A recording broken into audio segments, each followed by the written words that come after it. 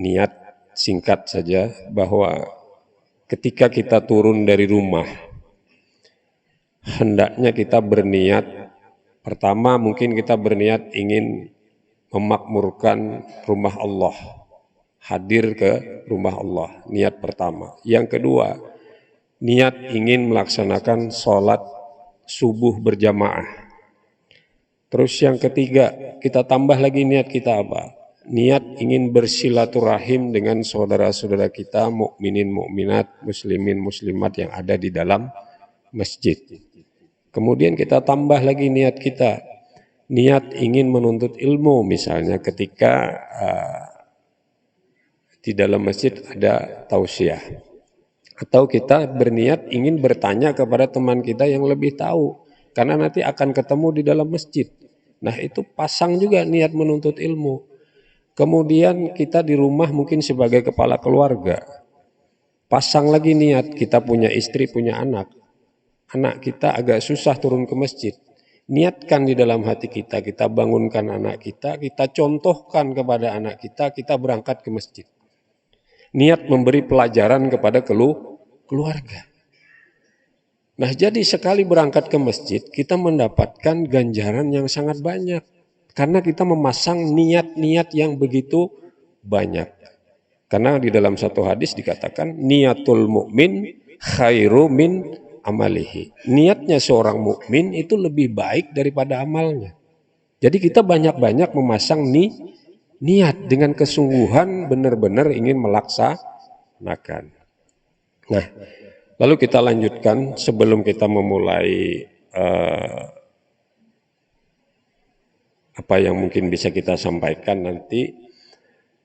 Mari kita sama-sama berdoa. Raditu billahi rabba wa bil islami dina wa bi Muhammadin sallallahu alaihi wasallam nabiyya. Rabbi israh li sadri wa yassir li amri wahlul 'uqdatam min lisani yafqahu qawli. Allahumma inni as'aluka ilman nafi'a wa rizqan thayyiba wa amalan mutaqabbala. Allahumma a'inni ala dzikrika wa syukrika wa husni ibadatik.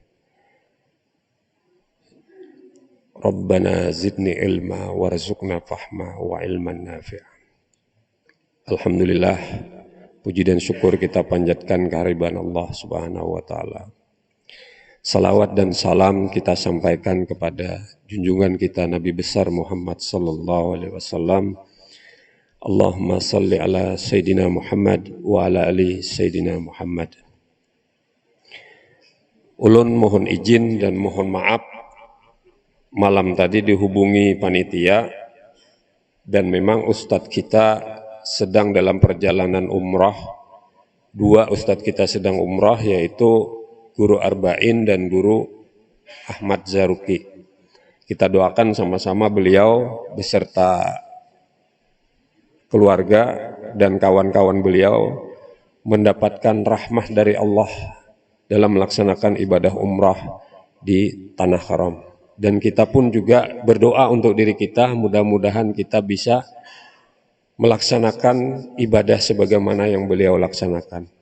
Dan mudah-mudahan juga beliau-beliau mendoakan kita yang ada di kampung ini, sehingga kita juga mendapatkan rahmah dan keberkahan yang berlimpah dari Allah Subhanahu wa taala. Nah, pada kesempatan ini ulun mohon izin kalau banyak kurangnya lah, karena bukan ahlinya. Jadi tadi sebelum berangkat subuh sempat membuka-buka catatan di dalam HP ini kan, karena ulun biasa mencatat hasil tausiah atau pelajaran-pelajaran itu sering di dalam HP. Karena HP itu selalu ulun bawa kemana-mana, jadi mudah mengulang-ulang. Tadi teringat satu hadis yang pernah ada dikutip di dalam tafsir Ibnu Katsir.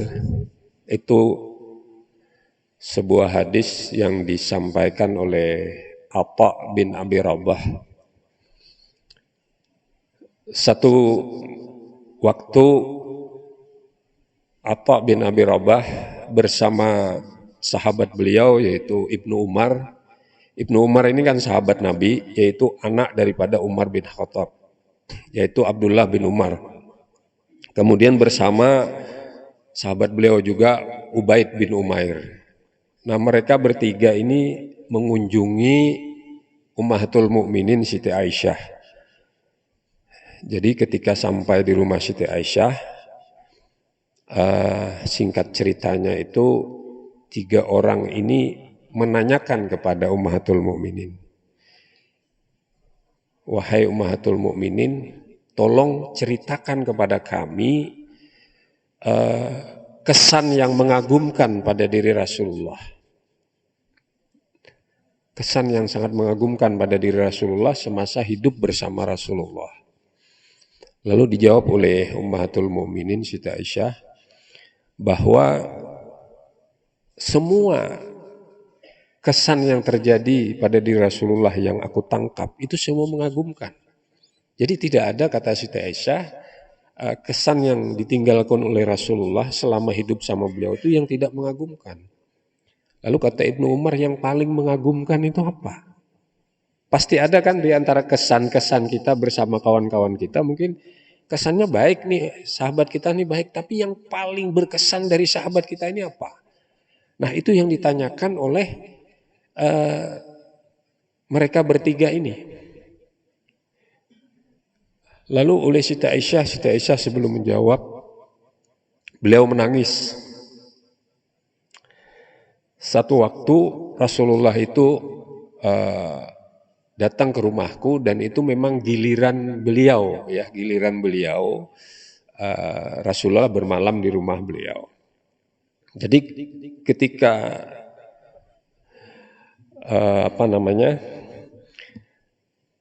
Rasulullah berada di rumah beliau, malam itu beliau yang namanya suami istri, kata Siti Aisyah, kulitku dan kulitnya bersentuhan.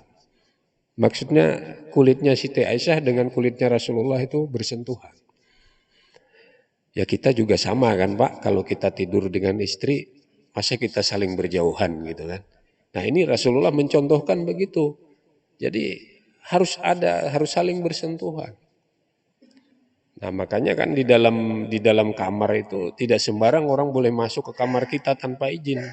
Karena orang di dalam kamar itu lebih terbuka gitu kan. Nah, jadi Siti Aisyah menceritakan malam itu Rasulullah minta izin kepadaku. Hai Aisyah, aku minta izin, aku pengen beribadah kepada Allah. Lalu kata Siti Aisyah, ulun bacakan aja hadisnya biar lebih lengkap ya.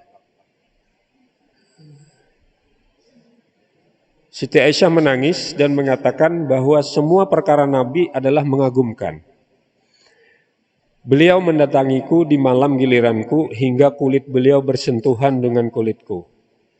Setelah itu beliau bersabda, biarkanlah aku menyembah Tuhanku.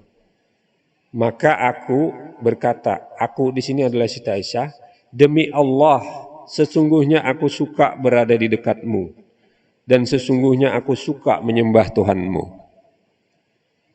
Nabi SAW bangkit dan menuju girbah.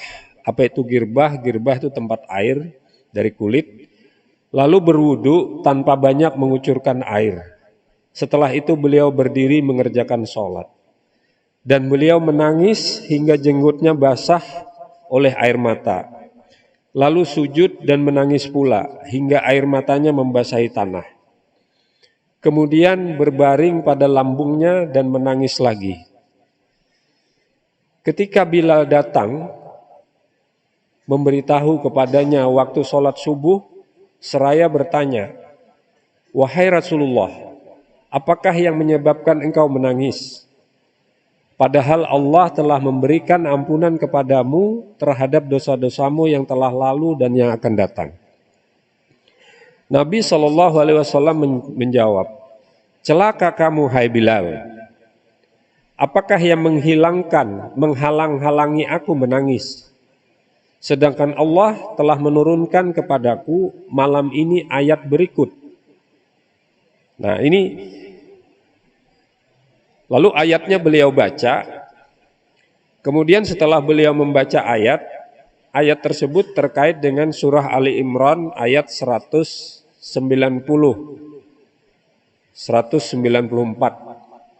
Kemudian Nabi bersabda pula, celakalah bagi orang yang membacanya, lalu ia tidak merenungkan semuanya itu.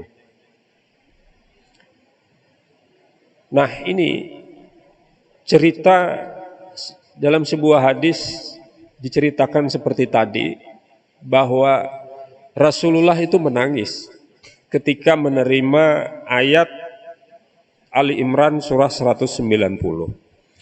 Lalu apa kira-kira ayatnya ini? Nah kita buka saja Al-Qur'annya Bapak Ibu ya. A'udzubillahi minasyaitonirrajim. Bismillahirrahmanirrahim. Inna fi khalqis samawati wal ardi wa ikhtilafil laili wan nahar la ayatin liulil albab alladzina yadhkuruna Allaha qiyaman wa qu'udan wa 'ala junubihim wa yatafakkaruna fi khalqis samawati wal ard Rabbana ma khalaqta hadza batila subhanaka faqina adzabannar. Nah, sebelum kita lanjutkan, kita membiasakan berdoa dulu. Allahumma shaiban nafi'an. Ini kan hujan turun.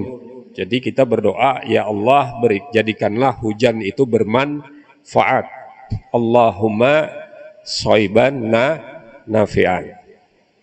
Jadi sedikit demi sedikit kejadian alam kita mencoba mengamalkan sunnah Rasul. Nah, apa maknanya, apa artinya? Terjemahannya kurang lebih demikian. Dan milik Allah lah kerajaan langit dan bumi, dan Allah Maha Kuasa atas segala sesuatu. Nah, ayat 190. Sesungguhnya dalam penciptaan langit dan bumi dan pergantian siang dan malam terdapat tanda-tanda kebesaran Allah, terdapat tanda-tanda kekuasaan Allah bagi orang yang berakal. Lalu siapa orang yang berakal? Orang yang mengingat Allah sambil berdiri, duduk, atau dalam keadaan berbaring. Dan mereka memikirkan tentang penciptaan langit dan bumi. Seraya berkata, ya Tuhan kami, tidak ada Engkau ciptakan semua itu sia-sia. Rabbana ma khalaqta hadza batila. Maha suci Engkau, lindungilah kami dari azab neraka. Nah itu Rasul menangis menerima ayat tersebut turun. Kenapa rupanya beliau menangis? Coba kira-kira kalau kita nangis gak? Karena kita tidak mengerti maknanya, tidak mengerti maksud dan tujuan daripada Allah menurunkan ayat ini. Nah tadi malam kita juga libur kan membaca kajian tauhid. Nah ini sedikit, ayat ini merupakan bagian daripada kajian tauhid. Karena apa? Karena dikatakan oleh guru kita, salah satu bukti adanya Allah, salah satu bukti kemahabesaran Allah yaitu adanya alam semesta. Nah pagi ini kita berbicara tentang alam semesta. Berbicara tentang alam semesta. Kita jarang mungkin memikirkan kejadian-kejadian alam. Kata Allah tadi apa? Sesungguhnya dalam penciptaan langit dan bumi dan pergantian siang dan malam terdapat tanda-tanda kebesaranku. Jadi Nabi, ulun pernah membaca riwayat beliau itu sebelum sholat tahajud malam, sholat malam, beliau selalu sebelumnya itu sebelum wudhu beliau melihat alam, melihat ke langit juga. Bintang-bintang dan lain sebagainya. Jadi beliau pikirkan itu, beliau renungkan. Selama ini kita melihat bulan, wah, bulan purnama, hanya sampai di situ kan. Wah ini hujan, celaka hujan ini saya jualan nggak laku nantinya. Ya. Itu memikirkan juga, tapi memikirkan berpikirnya keliru. Nah, lalu bagaimana yang dimaksud dengan di sini Nabi menangis? Kenapa kita menangis? Kenapa Nabi menangis? Bayangkan, langit diciptakan oleh Allah, bumi diciptakan oleh Allah. Dalam pelajaran kita waktu kita SD, SMP, SMA, kita mungkin pernah sekolah belajar IPA, ilmu pengetahuan alam. Berapa kira-kira jarak antara bulan dengan bumi? Coba masih ingat gak pelajaran kita? Ini pelajaran IPA tapi sekaligus juga pelajaran tauhid. Memperkuat ketauhidan kita kepada Allah. Itu para ahli mengatakan jarak bulan dan bumi itu sekitar 240 ribu mil. Jarak itu tidak berubah antara bulan dan bumi. Bayangkan kalau Allah itu tidak kuasa, bisa jadi hari ini jarak bulan dekat dengan bumi, besok sangat jauh, besok lusanya mendekat lagi. Apa kira-kira yang akan terjadi ketika jarak bulan dengan bumi itu terlalu dekat? Apa yang akan terjadi Bapak Ibu? Yang akan terjadi adalah gelombang pasang. Artinya akan terjadi air laut naik ke darat. Apa yang terjadi dengan kita kalau bulan mendekati bumi? Kita tenggelam. Wajar nggak kita mensyukuri ciptaan Allah tersebut? Allah menciptakan sangat sempurna. Inilah yang harus kita pikirkan kata Rasulullah. Ini baru kita memikirkan jarak bulan dengan bumi. Sangat sempurna, ideal sekali. Terlalu dekat tadi, kita akan kebanjiran. Pernahkah kita berpikir, pernahkah kita tidak mensyukuri nikmat Allah ini? Ya Allah, begitu kita lihat bulan, ya Allah, aku bisa lihat bulan dan bisa menikmati terangnya rembulan. Dan pasti engkau punya tujuan kenapa engkau menciptakan jarak bulan dengan bumi itu tidak terlalu dekat. Pasti. Nah setelah kita belajar ilmu pengetahuan alam kita tahu. Dan apa dampaknya ketika bulan terlalu dekat dengan bumi? Hancur ya Allah kami. Kami tidak ada artinya. Kalau bukan engkau menetapkan jarak bulan yang tepat, yang sempurna, maka kami akan binasa. Pikirkan itu oleh kita. Ini pengakuan kita tentang ketauhidan kita kepada Allah. Memikirkan ciptaan Allah. Lalu kita bicara lagi jarak matahari dengan bumi, dengan planet-planet. Itu berapa jaraknya? Jaraknya oleh ahli dikatakan 193 juta mil jarak matahari dengan planet-planet. Bapak Ibu, kalau kita mau berpikir sederhana, merenungkan ciptaan Allah ini matahari dan planet-planetnya, jaraknya sekitar 193 juta mil. Apa yang terjadi kalau peredaran matahari sehari itu, bumi mengedari matahari itu, bumi beredarnya sangat lambat. Apa yang akan terjadi? Kan 24 jam itu bumi mengedari matahari. Ya, sehari semalam ya beredar 24 jam. Dan jamnya itu tepat. Selalu 24 jam. Di daerah kita ini kan selalu tepat, kurang lebih 24 jam. Bayangkan kalau peredarannya itu diperlambat oleh Allah, apa yang akan terjadi? Kalau peredaran bumi itu diperlambat, tidak pada orbitnya, maka yang akan terjadi apa? Misalnya beredarnya lambat. Ketika sampai di siang hari, maka panas terik itu akan sangat terasa sekali. Dan akan membakar apa yang ada di bumi. Karena lama, matahari berada di posisi misalnya jam 12 itu lama. Karena bumi itu beredarnya lama, rotasinya lama. Apa yang terjadi? Kita pasti akan kepanasan yang luar biasa. Bayangkan Allah mengatur sedemikian sempurnanya. Sehingga peredaran itu beredar. Yang mana kadar panasnya itu masih mampu ditangkap oleh tubuh kita. Orang yang di Mekah katanya itu lebih panas.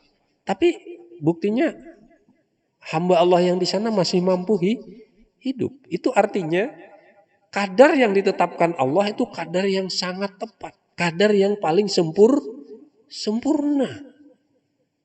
Ini yang kita pikirkan Bapak Ibu semua. Ciptaan Allah seperti ini. Renungkan. Wajar nggak kalau kita tidak bersyukur kepada Allah? Makanya di dalam surah Ar-Rahman dikatakan itu ada 31 kali kalau tidak salah. Fabi ayyi ala rabbikuma tukadziban. Nikmat Tuhan yang mana lagi yang kau mau dustakan? Itu 30 sekian kali Allah katakan. Itu artinya Allah menegaskan. Ikam tuh hendak kayak apa lagi? Kada mau menyembah aku. Semua ikam itu hidup karena rahmatku. Ikam terima cahaya matahari yang sempurna. Cahaya matahari yang masih mampu diterima oleh anggota tubuh kita. Coba kita renungkan Bapak Ibu. Mulai hari ini kita coba merenungkan setiap ciptaan Allah. Termasuk diri kita sendiri. Agar kita bisa menghinakan diri kita di depan Allah. Tidak lagi menyombongkan diri. Bayangkan itu. Jadi kenapa Rasulullah itu menangis?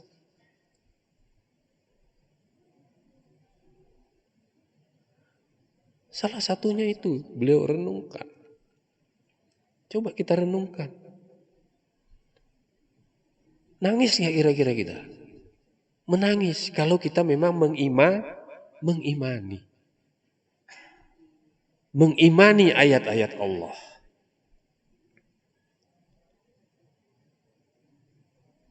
Kita kadang-kadang nggak pernah sadar. Nah, cuman ketika kita terjadi kejadian alam, misalnya hujan tadi lah, misalnya hujan. Hujan tadi, kita kadang-kadang juga suka merenungkan ciptaan Allah tentang hujan. Cuman tadi ulun katakan renungan kita kadang-kadang keliru. Bahkan bisa membawa kita menjadi musyrik. Kenapa musyrik? Ketika kita mengatakan bahwa hujan itu adalah penyebab gara-gara hujan terjadinya kita celaka. Gara-gara hujan terjadinya dagangan kita tidak laku. Berarti hujan pencipta dagangan tidak laku. Betul nggak? Betul. Kita jualan es misalnya. Celaka. Gara-gara hujan dagangan saya tidak laku. Itu artinya apa? Padahal yang membuat dagangan kita tidak laku hari itu siapa? Allah. Bukan hujan. Nah kalau begitu kata-kata kita, maka itu kita sudah masuk ke kriteria musyrik, menyekutukan Allah. Karena hujan dianggap sebagai pencipta dagangan tidak laku. Bahaya. Dan Allah juga menyitir di dalam satu hadis qudsi. Nah, ulun buka aja hadisnya. Di sini ada catatan hadis qudsi, ada buku hadis qudsi. Jadi kalau kita punya HP, Bapak Ibu kalau tidak mau bawa buku banyak-banyak, beli aja buku itu yang online. Sekali beli harganya kurang lebih sama juga dengan buku yang ada. Misalnya kita mau suka baca hadis, beli buku hadis. Jadi di HP kita buka hadis. Hadis ada hadis qudsi khusus, hadis qudsi ada. Nah, ketika kita kurang yakin, jangan-jangan yang online itu dibuat-buat keliru. Bandingkan aja dengan hadis yang cetakan. Kita datangin guru kita, tanya, guru ini hadisnya benar enggak? Benar. Kita kadang-kadang dengan buku hadis yang ada di di HP kurang yakin. Tapi berita dari WA langsung yakin. Ya enggak? Langsung yakin. Buktinya begitu dapat WA langsung dikirim kembali, di-share. Padahal cerita bohong. Fitnah enggak kita? Fitnah. Nah, jadi di dalam satu hadis qudsi dikatakan bahwa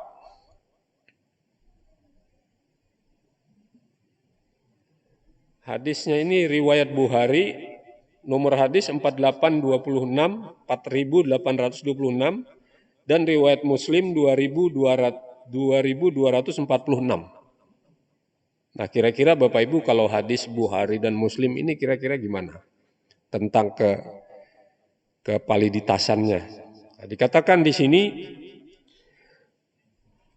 qala Allahu azza wa jalla yu'zini nu Adam yasubbud da'ra wa anad dahru biyadi amru ukallibul laila wan nahar.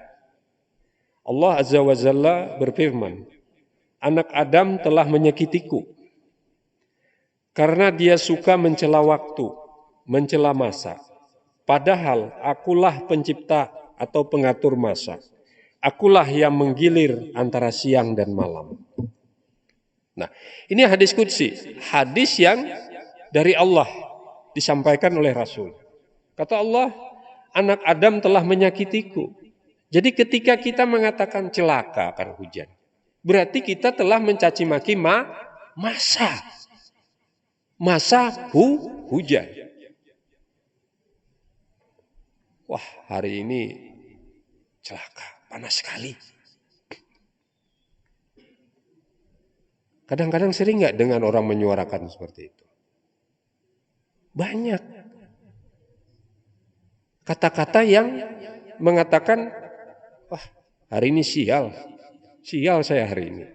Ada hari yang sial nggak kira-kira Bapak Ibu? Ada nggak Allah menciptakan hari sial? Ada nggak? Tidak ada. Tadi dikatakan bahwa Rabbana ma khalaqta hada batila. Tidak ada satupun yang engkau ciptakan, kata Allah, sia-sia. Artinya kalau tidak ada yang Allah ciptakan sia-sia, artinya tidak ada Allah menciptakan sesuatu dengan tujuan menzalimi makhluknya. Enggak ada. Kalau tidak percaya, berarti kita tidak beriman dengan Al-Quran yang tadi barusan kita baca, ayat 191. Namun kadang-kadang kejadian buruk itu menimpa kita. Apakah Allah yang menciptakan kejadian? Betul, Allah yang menciptakan itu. Tapi kita harus lihat, apa tujuan Allah menciptakan kejadian tersebut? Jangan-jangan Allah ingin mengingatkan kita, ditegur kita. Sehingga apa yang akan kita lakukan itu tidak jadi kita lakukan. Karena dengan Allah ciptakan hujan, kita nggak jadi melakukan itu. Begitu kita sadar-sadari, andaikan tadi saya lakukan, saya sudah berencana. Dagangan yang mau saya jual hari ini, saya kurangi manisnya dibanding hari-hari sebelumnya. Saya ingin dapat untung besar. Akhirnya Allah ciptakan hujan, kita nggak jadi jual dagangan ini, membusuk. Oh ternyata saya niatnya jelek. Diingatkan oleh Allah. Misal ya, coba renungkan, jangan-jangan ada itu yang tidak tepat. Sehingga Allah sayang sama kita diingatkan oleh Allah. Atau ada hal-hal lain yang nantinya pastilah Allah itu ingin memberikan yang terbaik pada hambanya. Di dalam satu hadis dikatakan, ini juga hadis Bukhari dan Muslim, ulun tidak hafal hadisnya, bahwa bagi orang mukmin itu kata Allah, kata Nabi, tidak ada yang jelek. Mau dia diberi susah, dia sabar, dia dapat ganjaran terbaik dari Allah. Diberi dia nikmat yang besar, dia mensyukuri, dia juga mendapatkan ganjaran terbaik dari Allah. Dua-duanya itu adalah kebaikan ketika cara menyikapinya benar. Diberi nikmat yang besar, pelit, Kira-kira jadi kebaikan nggak? Bukan. Dampaknya nanti di akhirat menjadi keburukan. Jangankan di akhirat, di dunia saja orang tidak suka dengan orang yang pelit. Kayak palon sanu itu, sugih bener, bujur ya sugih. Cuma banyu diganggam kada leleh. Aku biar inya garing mati aku kada datang. Ngalih banyu diganggam aja kada leleh. Itu di dunia Pak, sanksi sosial sudah ada dari masyarakat. Bagaimana nanti di akhirat? Ini cara yang salah dalam menyikapi nikmat Allah. Diberi kesusahan, sabar. Tapi bagi orang yang mungkin tinggi imannya, diberi susah dia syukur. Kenapa? Karena rupanya dengan susah dia bisa meningkatkan lagi kadar keimanannya. Dia yakin bahwa Allah akan memberikan balasan terbaik dari susahnya dia. Maka dia syukuri. Itu kan pelajaran kita pagi ini. Biasanya guru kita Ahmad Zaruki selalu mengatakan bahwa hal-hal yang demikian, ya kan, orang ahli tasawuf kata beliau, orang yang arifin, ya, orang yang bijak dalam bersikap. Nah, jadi coba kita merenungkan ciptaan Allah itu dengan benar. Mulai hari ini mungkin kita sudah sedikit memahami tadi tentang hujan. Sehingga nanti kita tidak lagi mencela-cela hujan. Tapi justru kita berdoa, ya Allah, apa tadi doanya? Allahumma shaiban nafi'an. Jadikan ya Allah hujan ini bermanfaat. Yakinkan bahwa hujan itu memberi manfaat. Karena tadi Allah katakan, Rabbana ma khalaqta hadza batila. Subhanaka faqina adzabannar. Lanjutan akhir ayatnya. Dan hindarkanlah kami dari neraka.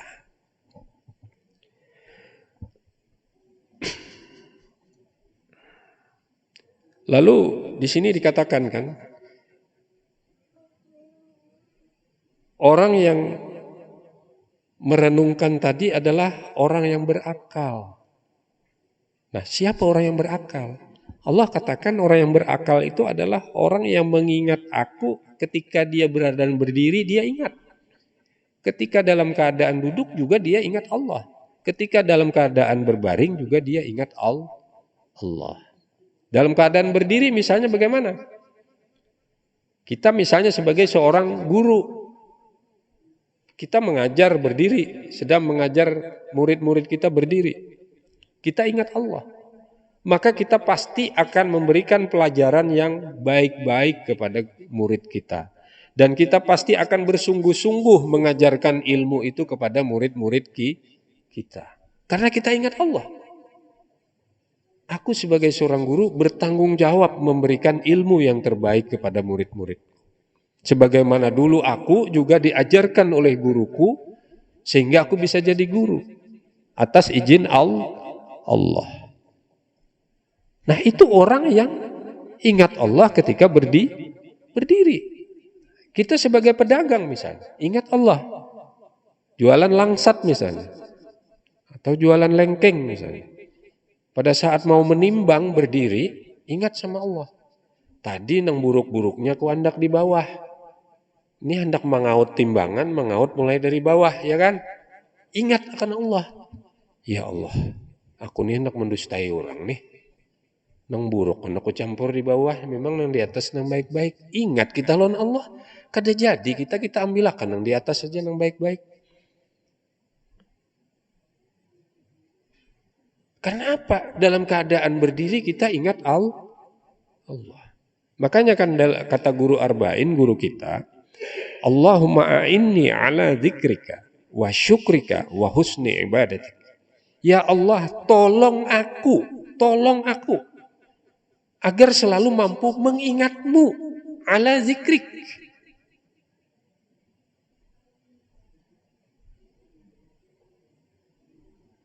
Wa syukrika, dan mensyukuri. Wa husni ibadatik, dan tolong aku agar aku bisa beribadah dengan baik.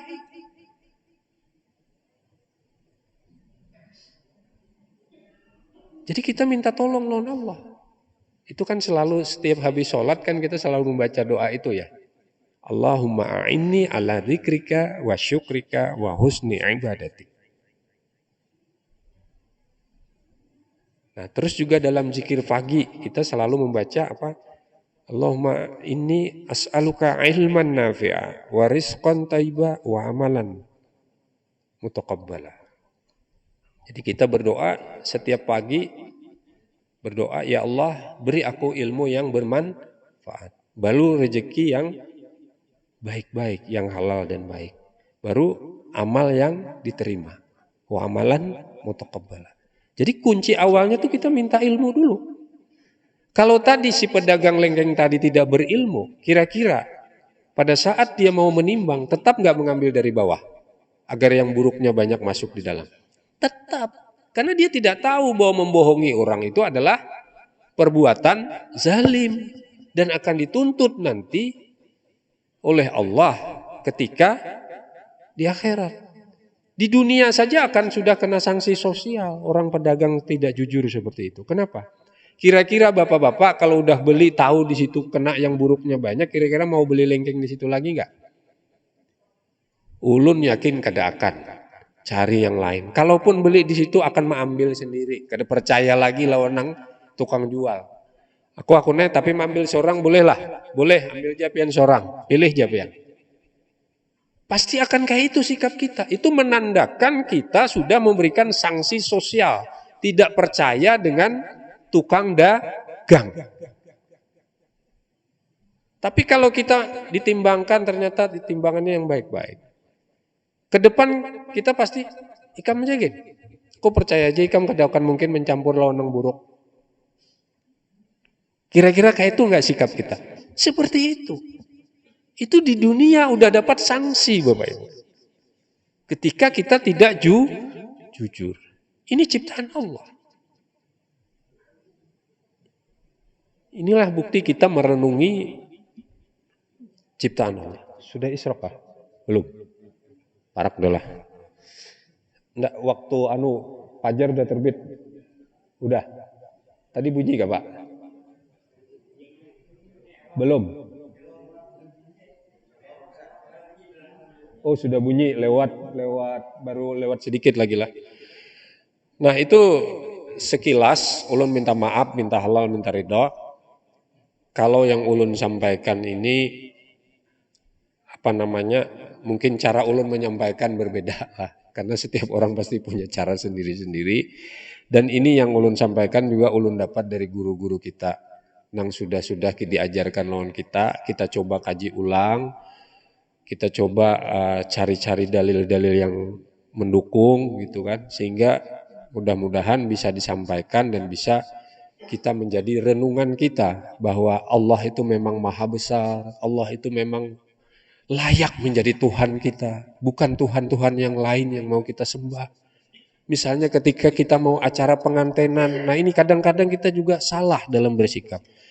Tolong pang cari pawang hujan, syirik, habis saya kisah. Jangan lagi mulai hari ini berpawang hujan.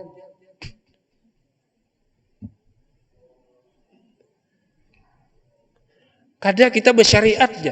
Syariat itu yang dibolehkan oleh agama, bukan syariat yang tidak dibolehkan oleh agama. Jangan asal bersyariat.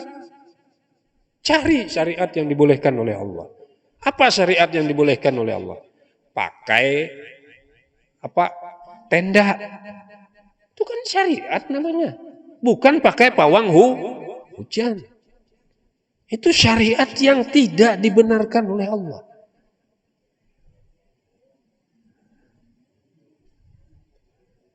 Silahkan bersyariat, kita disuruh kok. Tapi jangan pakai pawang hujan. Berarti pawang hujan lebih hebat daripada doa. Kenapa kita tidak berdoa saja? Berdoa. Kalau memang kita sudah berdoa pakai ini, terus undangan kita sedikit yang datang, itu sudah janji Allah terhadap diri kita. Ketika hujan kita berdoa, ya Allah, ini hujan datang. Dan ketika hujan itu waktu yang diijabah, salah satu waktu yang diijabah oleh Allah untuk berdoa. Berdoa kita. Kenapa kita tidak berdoa, ya Allah, kalau memang hujan ini yang terbaik diberikan kepadaku pada hari ini, kepada kami, lingkungan kami hari ini, maka kami ridho menerima hujan ini.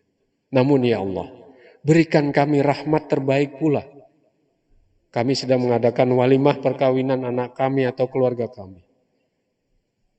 Berikan kami rahmat terbaik dari apa yang kami lakukan pada hari ini. Yakin Engkau akan memberikan yang terbaik pada kami. Rabbana ma khalaqta hadza batila. Ucapkan itu di akhir doa kita. Itu berarti kita meyakini bahwa apa yang diciptakan Allah pada kita pada hari ini itu adalah yang terbaik. Dan bukan ciptaan yang sia-sia. Mungkin kita sedikit agak kecewa. Kembalikan kepada Allah. Agar benar-benar ketauhidan kita itu semakin hari semakin mantap. Bukan semakin melengser. Siapakan pawang hujan? Apa? Ulun ingat Pak, ketika tahun lalu orang tua ulun meninggal. Lalu ada salah satu acil ulun, Sidin menelepon guru Sidin. Jadi jar Sidin, Nina, ika mau pandai lawan guru kok. Jadi ulun berteleponan lawan Sidin. Ujar Sidin, ikam siapakan benang lawan apa supaya abah ikam ini. Karena abah ikam dulu kayak ini. Nang tahu abah ulun. Sidin ini kan kada pernah melihat abah ulun. Nang tahu perilaku abah ulun. Dipadahkan perilaku abah ulun kayak ini. Sedangkan abah itu setelah begawi boleh aja ke rumah. Kada ada yang berkelayapan yang macam-macam gitu. Dipadahkan perilakunya bertentangan dengan realita kehidupan beliau. Lalu pakai benang, pakai apa? Jadi ulun padahkan lawan keluarga ulun, ini syirik. Udah kita bacakan aja. Orang mau meninggal itu kan kita talkinkan, kita ingatkan kalimat-kalimat yang terbaik, la ilaha illallah. Jangan percaya yang macam-macam, pakai benang, pakai apa. Apa maksudnya? Ada nggak Rasul mengajarkan begitu? Siapkan benang orang mau meninggal. Tidak ada. Yang Rasulullah ajarkan adalah talkinkan. Ya enggak? Doakan supaya husnul khatimah. Ya ini mohon maaf. Jadi kalau pian kurang yakin tentang pawang hujan silahkan ditakunakan lawan guru-guru yang lain. Mungkin ada guru yang membolehkan silahkan. Tapi ulun gak percaya itu syirik.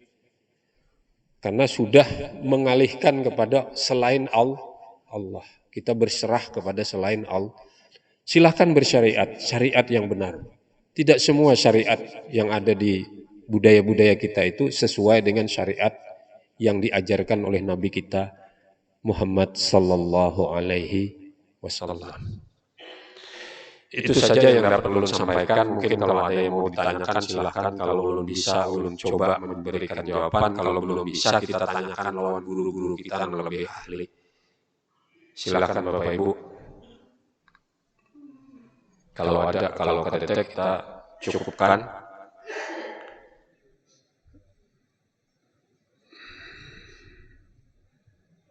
Belum ada lah. Kira-kira sudah masuk Isyraq karena udah lewat 10. Nah, sekali lagi mudah-mudahan apa yang disampaikan ini bermanfaat. Kemudian juga mudah-mudahan Allah ridha dengan apa yang disampaikan. Dan mudah-mudahan juga kita selalu bisa merenungkan ciptaan-ciptaan Allah sehingga kita bisa lebih mendekatkan diri kepada Allah, lebih ma'rifah kepada Allah. Karena tanpa kita mau memikirkan, merenungkan ciptaan Allah, akan sulit buat kita merendahkan diri kita di mata Allah. Selalu kita kadang-kadang selalu bersikap sombong. Nah, kira-kira demikian. Subhanakallahumma wa bihamdika asyhadu an la ilaha illa anta astaghfiruka wa atubu ilaik. Al-Fatihah.